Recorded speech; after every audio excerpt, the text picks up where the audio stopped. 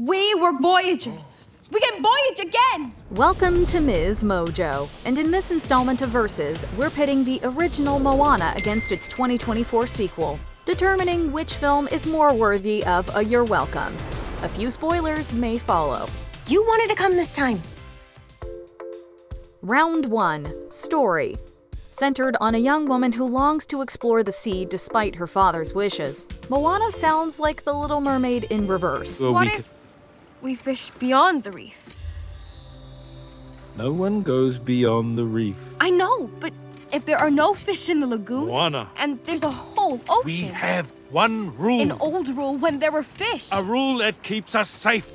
That isn't surprising since directors John Musker and Ron Clements worked on both films. Looking beyond the surface, Moana distinguished itself with an emphasis on Polynesian culture and myths. One day, someone will journey beyond our reef, find Maui, deliver him across the great ocean to restore the heart of Te Fiti. While some aspects derive from actual legendary figures like Maui, others are entirely fictionalized like the titular heroine. The story strikes a solid balance between the two as Moana sets out on a road trip, or ocean trip, to find Maui, the living island Te Fiti, and most importantly, herself. Don't know how far I'll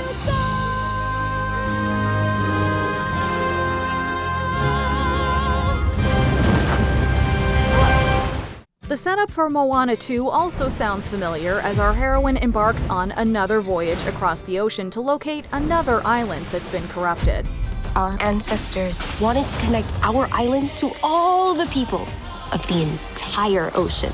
By raising this island, Moana seeks to help her people while uniting others across the seas. Along the way, she clashes with the Kakamora again, meets up with Maui again, and learns something about herself again. This is a call from the ancestors. The story isn't a complete rehash with some new themes and ideas introduced, but Moana 2 doesn't hesitate to follow its predecessor's proven blueprint. The fact this was originally going to be a Disney Plus series gives the story an episodic feel, hurting its pacing at times. It'll be harder than anything we faced before.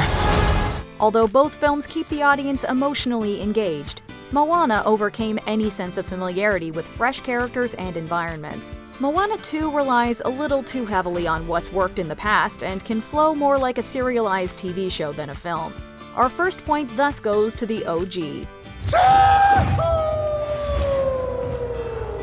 Moana 1.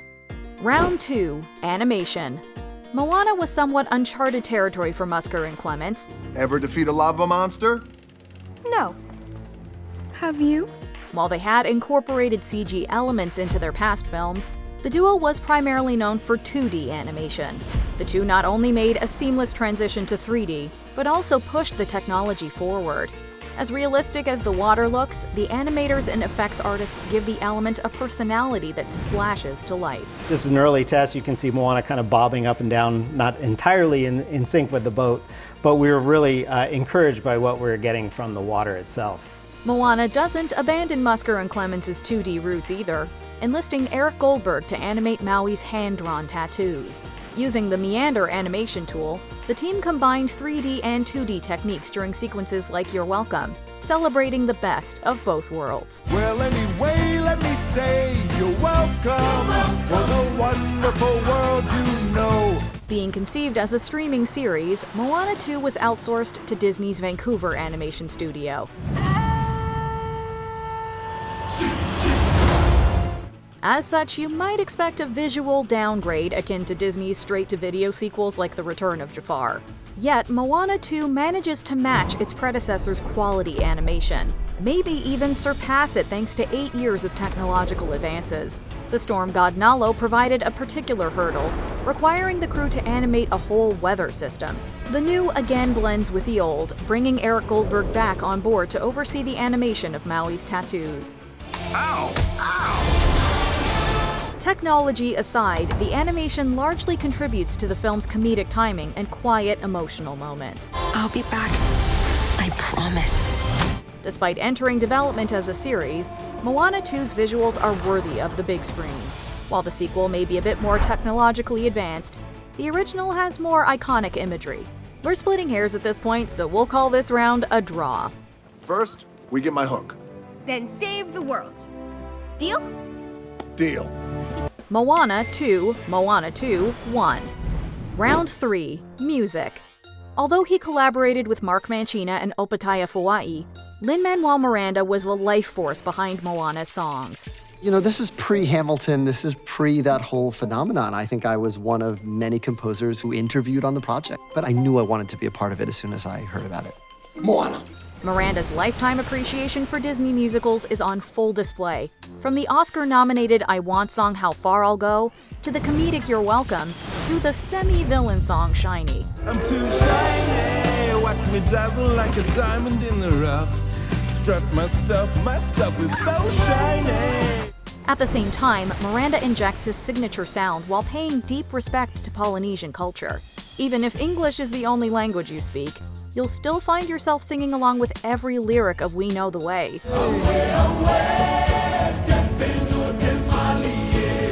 Between the soothing Where You Are and the atmospheric Know Who You Are, the soundtrack has zero skips. This is not who you are. You know who you are. While Mancina and Fuai returned to work on the sequel score, songwriting duties shifted to Abigail Barlow and Emily Bear of the unofficial Bridgerton musical. Toe-tapping tunes like We're Back and What Could Be Better Than This fit well with the first film sound. Come on, you just need some sun. You can't stand there forever. You're gonna miss all the fun. Don't you know together's better? That said, the soundtrack struggles to get out from under its predecessor's shadow. Beyond has a mysterious allure, but it's hard not to think of How Far I'll Go as Moana revisits the same landmarks. Know that we know right here what's out there beyond. Can I Get a Chi Who is fun, although it's no you're welcome. Can I get a it's time to level up. For us, the most unique standout is Get Lost, an infectious song we'd gladly get lost in. Get lost, cut loose, and lose your way. There ain't no fun in holding it back. Although the songs in Moana 2 are much better than some critics give them credit, the first film set a high bar that's hard to top, especially without Miranda. The original knows the way.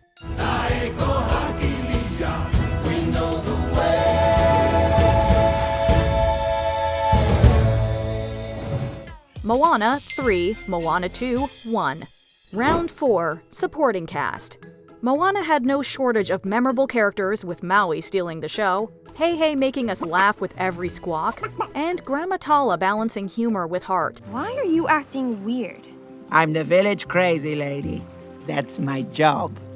If we had a complaint, it's that some supporting players get lost in the shuffle. Pua the pig is introduced only to be left behind.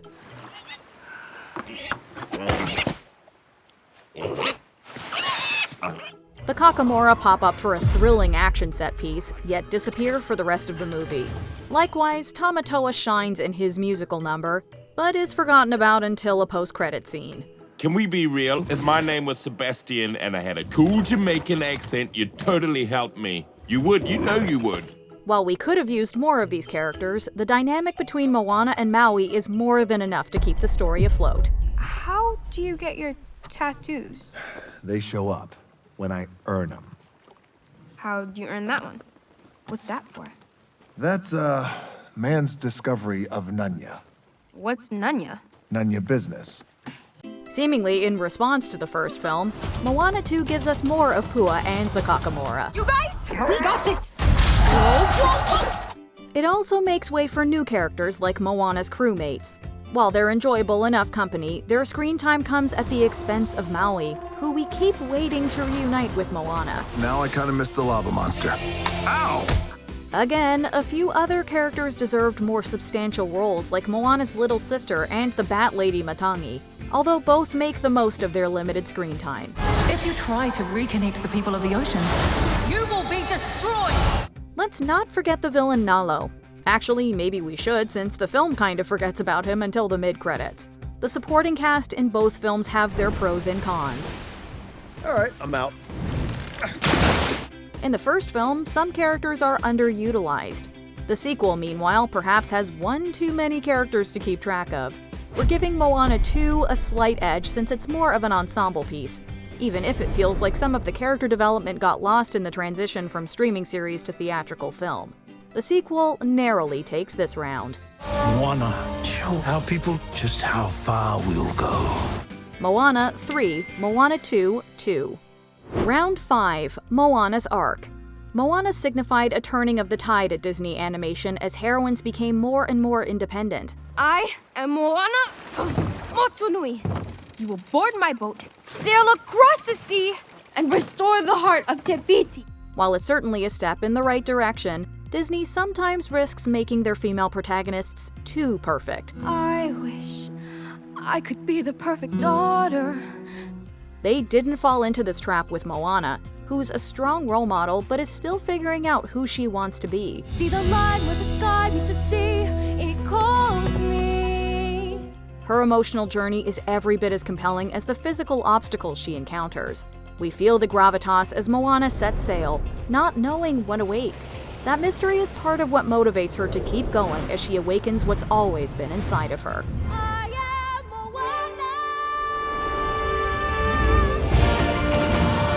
As far as Moana went in the first film, the sequel continues to push her beyond. It's my job as a wayfinder to finish what they started.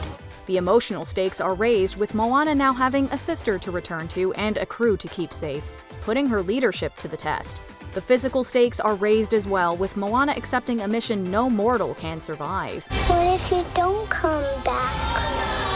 I'll be back. I promise. Showing just how far she'll go for her people and the ocean, Moana makes the ultimate sacrifice in the end, although this is quickly retconned. With Moana 3 seeming inevitable, we wish Moana 2 left her fate more open-ended, although her new demigoddess status does open the door to new possibilities. Bring it on, Coco! Before we continue, be sure to subscribe to our channel and ring the bell to get notified about our latest videos. You have the option to be notified for occasional videos or all of them. If you're on your phone, make sure you go into your settings and switch on notifications. Moana remains one of Disney's most absorbing protagonists. While the sequel continued to evolve her as a leader, her arc hits one too many beats we've seen before. The same can be said about the sequel overall. The first film did most of the heavy lifting, with a lot of residual goodwill carrying over to Moana 2. The tribe has spoken, and the winner is Moana. See you out there, Moe. See you out there, Moana. Moana 4, Moana 2, 2. What do you think? Should we have given Moana 2 a Chihu, or does every path lead you back to the first film? Let us know in the comments. This is serious! Is something distracting you?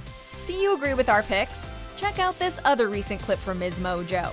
And be sure to subscribe and ring the bell to be notified about our latest videos.